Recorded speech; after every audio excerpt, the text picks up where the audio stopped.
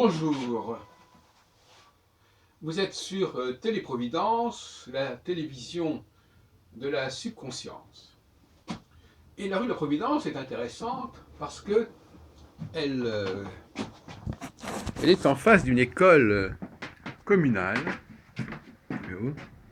et que plusieurs fois par jour, nous avons un troupeau de femmes qui attend les enfants, leurs enfants. Il n'y a quasiment pas d'hommes. Vous avez à peu près, je sais pas, 200 femmes devant notre porte, à 11h30 notamment, et à 16h30, et bon, notamment, plus les arrivées. Et c'est intéressant, ce rapport des femmes aux enfants, parce que les enfants, elles les ont eus avec des hommes, mais ces hommes sont absents. Donc là, il y a véritablement une image extrêmement forte dans cette histoire. Les hommes sont absents, mais ils ont laissé les enfants. Ils n'ont pas seulement laissé les enfants d'ailleurs. Ils ont laissé toute une culture, toute une civilisation, tout un univers dans lequel les femmes s'inscrivent et dans lequel elles trouvent leur énergie et leur substance. Comme je le disais dans une précédente vidéo, les femmes sont marquées par l'absence de l'homme, ou plus exactement par cette dialectique de la présence et de l'absence. Elles ont besoin de sa présence pour que un certain nombre de choses soient engagées, soient enclenchées, et elles ont besoin de son absence, on pourrait presque dire qu'il se retire, qui est une expression aussi également sur le plan sexuel, qu'il se retire une fois qu'il a fait ce qu'il a fait, et qu'il disparaisse en quelque sorte, qu'il s'éclipse pour un temps, et qu'il laisse derrière lui, un peu comme le Nil laisse du limon, qu'il laisse quand il fait sa crue, qu'il laisse derrière lui des enfants, des œuvres qui vont pouvoir alimenter les femmes mentalement, psychiquement, affectivement, etc. Et voilà comment ça se passe. Quand il y a cette espèce que j'ai décrit d'ailleurs dans ce schéma-là, hein, un cycle de 7 ans. Tout s'inscrit, selon moi, dans un cycle de 7 ans. 7 ans, c'est toute une vie. Et vous savez qu'autrefois, les hommes ne vivaient pas très longtemps. Ils vivaient 30 ans, 30, 40 ans, 30 ans.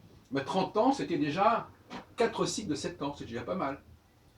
Et il fallait le vivre pleinement et intensément. Maintenant, on vit 6, 7, 8, 10 cycles de 30 ans. Pas de 7 ans. 12 cycles de 7 ans, dirait Mariani. Puisqu'il travaille sur les divisions de 84 par 12 qui donnent 7. 84 étant le cycle d'Uranus. Bon, je travaille sur le cycle de Saturne et je divise Saturne par 4, ce qui donne également 7. Et donc, voilà, le cycle de 7 ans, c'est un tout. Ce que je voudrais qu'on comprenne bien, c'est cette idée-là, que nous vivons des phases, des ères de 7 ans. Et que nous ne soyons pas écrasés par des cycles de plusieurs décennies ou de plusieurs siècles, voire de plusieurs millénaires. C'est complètement ridicule. Nous avons, l'apport de l'astrologie, c'est le cycle de 7 ans. Et ce n'est pas un cycle de 7 ans à partir du moment de la naissance, c'est un cycle de 7 ans au niveau collectif. Alors, abandonnons tous les cycles de 7 ans, du genre j'ai 7 ans, j'ai 14 ans, j'ai 21 ans. Non, ça n'est pas valable. Parce que c'est un système qui est fondé sur des configurations astrales et qui n'a rien à voir avec le moment de la naissance, qui peut se produire à n'importe quel moment. Donc ça, c'est pas sérieux. Cette astrologie du cycle de 7 ans à partir de l'âge de 0, c'est ridicule, c'est à évacuer. En revanche, un cycle de 7 ans qui peut être élaboré sur la base d'Uranus, bon, je fais une concession, d'Uranus ou de Saturne, ça peut être intéressant, à condition d'avoir un point de départ.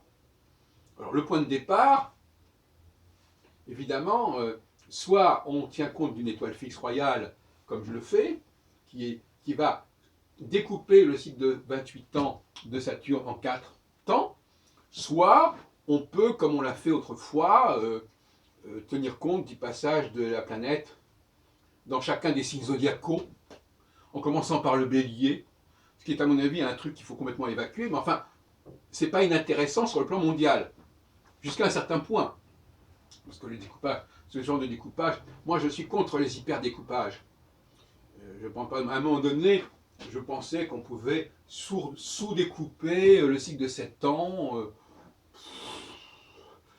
Non, il vaut mieux qu'il y ait des moments clés, des moments forts, et puis à partir de là, il y a des phases intermédiaires qu'on n'a pas forcément besoin de baliser. Parce que rien n'est plus ridicule que de voir un astrologue vous dire que votre planète est passée de tel signe à tel signe. C'est ridicule. Parce que cette division en signes, elle est purement indicative. Elle n'a absolument pas à être une sorte de cloisonnement rigide. Hein. Bon. Alors les astrologues qui me disent est-ce que vous êtes né à 29 degrés du signe, ou alors est-ce que vous êtes au début à 0 degré du signe suivant? C'est n'importe quoi. C'est n'importe quoi.